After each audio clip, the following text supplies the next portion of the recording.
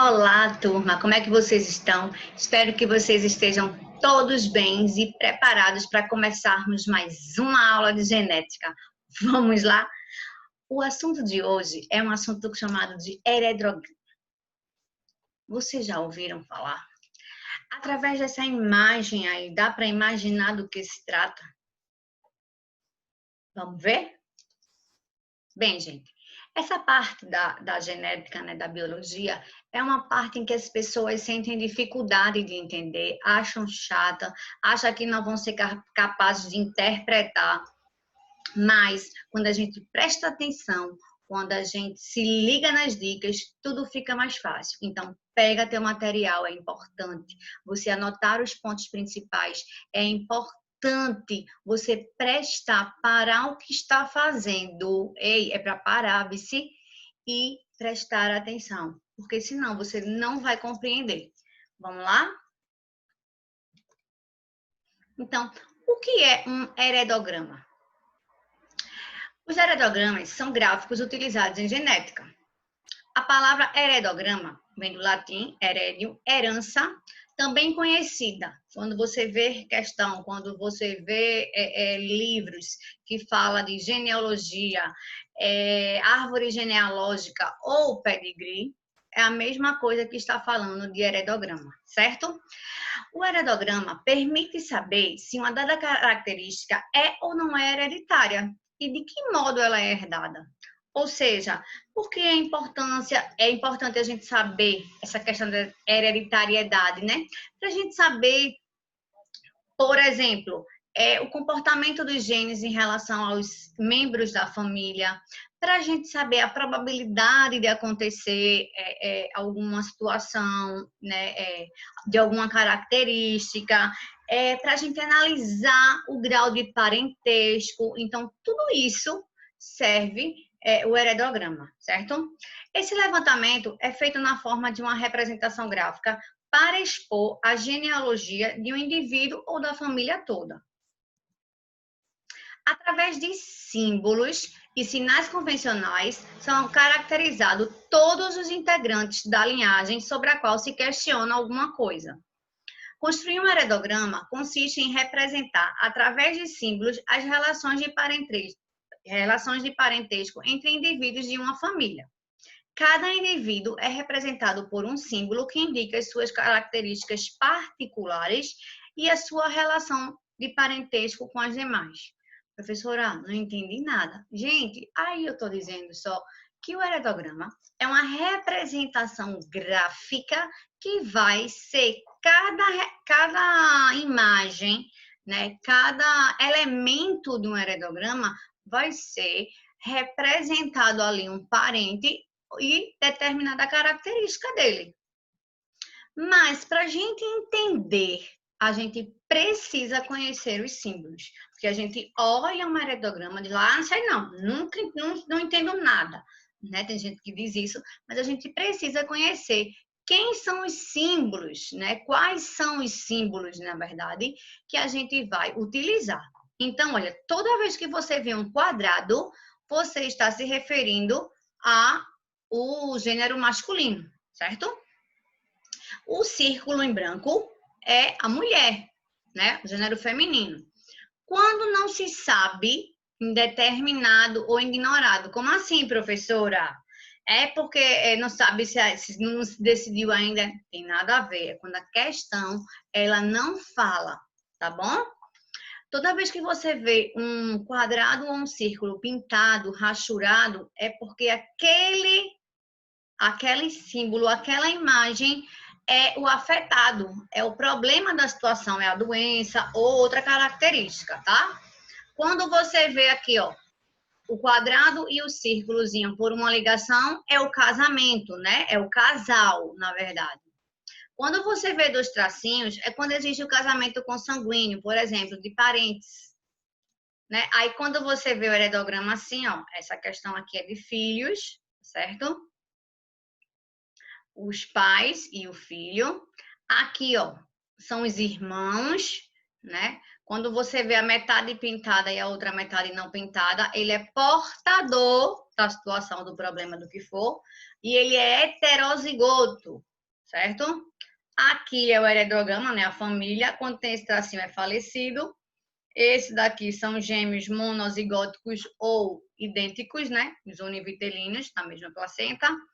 E essa representação aqui são gêmeos dizigóticos ou fraternos, né? Então, aqui são alguns símbolos, tá certo? Professora, tem mais? Tem. Existem outros, por exemplo, a mulher sofreu um aborto, separado, tá? Mas aí, o que se usa mais, geralmente, são esses daqui, tá certo? A montagem. Como é que se deve montar? Como é que se deve começar um heredograma? Então, olha só, sempre que a gente vai observar ou vai montar um heredograma, ou vai interpretar uma questão, o homem deve vir sempre à direita do casal e a mulher o homem vem à esquerda e a mulher vem à direita, ok? Ó, bolinha, o homem e a mulher. Os filhos devem ser colocados da direita para a esquerda, ok? Cada geração é indicada pelos algarismos romanos, ou seja, primeira geração, segunda geração, terceira e quarta, tá bom? Dentro de cada geração, os indivíduos são indicados em algarismos arábicos, sempre da esquerda para a direita, como a gente pode ver aqui, ó. 1, 2 na primeira geração. Na segunda geração, 1, 2, 3, 4, 5. E assim sucessivamente. Pode ser que você pegue questão, né, que vem assim, ó, numerados 1, 2, 3, vem sequenciado. 3, 4, 5, 6, 7, 8, 9, mas sempre da esquerda para a direita, ok? E se ele perguntar assim, veja aí, qual é a situação, um exemplo, do indivíduo da terceira geração à quinta. Então, professora, eu não sei não. Geração é aqui, vice menino, preste atenção. Em algarismo romano, eu estou dizendo terceira geração e o quinto indivíduo, é esse aqui, ó. Então, tu vai analisar esse daí. Se a questão disser segunda geração, segundo indivíduo. Olha, menino, preste atenção. Geração, ó, segunda e o segundo indivíduo. É esse aqui que tu vai analisar, ok? Aqui são outros símbolos também, ó. Aqui são as gerações, é outro exemplo, né? Mesma coisa aqui, tá vendo? Primeira geração, segunda geração e a terceira geração, ok? Agora a gente vai interpretar, a gente vai entender como é que a gente vai analisar isso daí, professora. A análise dos heredogramas pode permitir se determinar o padrão da herança de uma certa característica. Como eu já falei para vocês, né? A gente vai ver uma característica de um indivíduo ou alguma coisa que prevaleça que eu quero descobrir. Primeira coisa que a gente tem que ver se a questão, a situação, está falando de uma característica autossômica ou sexual. A gente tem que saber diferenciar.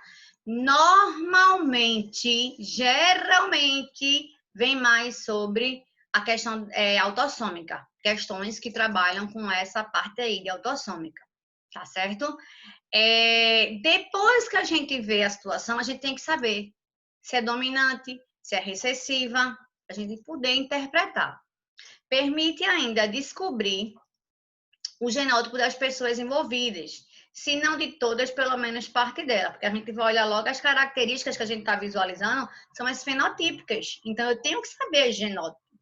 Resumidamente, eu posso descobrir o genótipo é o quê, gente? Que a gente já viu. Falando numa linguagem bem simples. As letrinhas. Eu vou descobrir quem são os pares aí das letras. Quando um membro de uma genealogia se manifesta um fenótipo dominante e não conseguimos determinar se ele é homozigoto dominante ou heterozigoto, habitualmente o seu genótipo é indicado com a letrinha dominante, o A, por exemplo, e um tracinho. Porque eu não sei, eu não consegui descobrir, a questão não me deixou clara para saber quem era meu par, quem era o outro indivíduo, certo? O outro correspondente. Então, pode ser assim, ó, A tracinho, depende da letra que você vai usar. B tracinho, por exemplo, certo?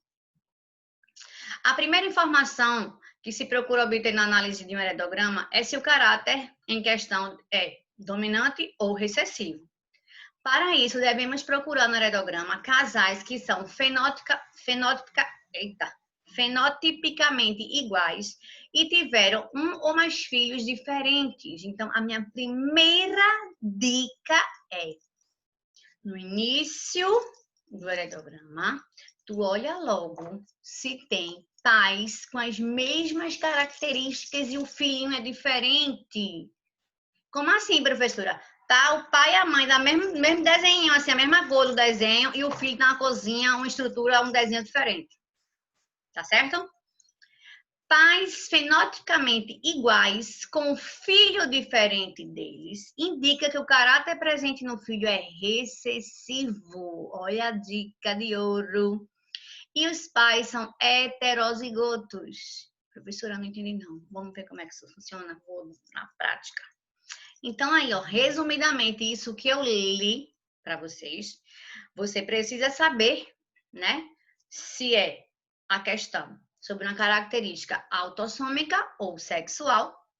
Depois, se for autossômica, você precisa saber se é dominante ou se é recessiva. Os dominantes, quem são os dominantes? Podem ser azão, azão, azão, azinho, azão e o tracinho, porque eu não sei quem é, a questão não me deixou clara. E o recessivo, azinho, azinho, sempre vai ser a letrinha pequena, né? Dica para começar, foi o que eu acabei de falar. Procura pais com fenótipos iguais e que tiveram filhos ou filho com fenótipos diferentes. Você sabe logo que o casal é heterozigoto. Professora, o que é heterozigoto mesmo? É quando tu tem menino uma letra grande e uma pequena. Isso aí. Olha aqui, vamos ver como é que isso funciona e vamos ver como é super simples. Os heterogramas abaixo representam características autossômicas. Os círculos representam as mulheres e os quadrados os homens. Os símbolos cheios indicam que o indivíduo manifesta a característica. Supondo que não haja mutação, analise os heterogramas abaixo. Tá faltando ali uma centro e abaixo. Então, gente, ó, você tem 3 situações aqui, tá certo? Vamos analisar. O que foi que eu disse para vocês? Procura logo os pais que têm fenótipos iguais, porque o filho vai ser diferente, vai ser recessivo. Nessa primeira família aqui, o pai e a mãe têm o mesmo fenótipo? Não. Então, eu não vou ter condições ainda de interpretar, que as informações aí não estão iguais. Então, vamos pular para o segundo. Aqui, ó, os pais, eles são fenotipicamente iguais? Estão pintados, né? Aí, olha o filho, é diferente. Então, o que é que eu quero dizer, gente? Se eu fosse escrever aí, eu iria colocar aqui nos pais azão, azinho e azão, azinho. Quando eu tenho pais que são os fenótipos iguais, eles são heterozigotos. Então, os dois seriam azão, azinho. E o filho é recessivo. Azinho, azinho. Olha aqui, ó. Os pais não são iguais? São. Olha o filho diferente aqui, um dos filhos. Então, a mesma coisa. Os pais vão ser heterozigotos, azão, azinho e azão, azinho. E o filho vai ser recessivo. Agora, vejam, a gente já sabe que os pais na família 2 e 3 são heterozigotos e o filho é recessivo. Agora, vamos ver se essa situação aí, ela é dominante para quem e recessiva. Gente, na família 2, os pais, eles são portadores do problema, da doença. O filho nasceu como normal. Então, aqui o caráter dominante é dos pais. Então, a doença, ela vai ser transmitida por um caráter, por um gene dominante nessa situação. Já nas famílias 3, é o contrário. Os pais são normais e o filho nasceu com a doença. Então, o dominante aqui não vai, porque eles não são heterozigotos, vai passar a doença, não, é o recessivo. Então, aqui, essa característica que prevalece é a recessiva, porque foi o filho que nasceu doente, não os pais. Ficou claro? Então, se a gente fosse analisar aí as questões, vamos lá. As informações disponíveis para a família 1 são insuficientes para a determinação da recessividade ou dominância. Verdade, porque aí, ó, são pais com características, com fenótipos ou características diferentes. Então, aí eu fico sem saber. 2. A família 2 apresenta uma doença dominante? Sim. Por quê? Porque os dois aqui, ó, o pai e a mãe são iguais, eles que têm a doença, então eles são dominantes. Porque eles não são heterozigotos? Letra C. O genótipo dos pais da família 3 é heterozigoto? Os pais são heterozigotos, verdadeiro. Os descendentes, ou seja, os filhos da família 3, são todos homozigotos? Não. Por que não? Porque esses dois eu sei que são, porque são recessivos e tem um problema. O azinho. Mas olha esse daqui, ó. Esse aqui, ó, é normal. Então, ele não é homozigoto. Ele pode ser homozigoto dominante, mas ele também pode ser heterozigoto, porque ele não vai herdar do pai e da mãe. Ok, ficou claro? Espero que vocês tenham entendido. Nós vamos praticar essas interpretações de heredograma. Não te aperreia, tá certo? Vamos fazer exercícios e qualquer dúvida nós vamos tirar todas elas. Obrigada pela participação. Um grande beijo e até a próxima. Tchau, tchau.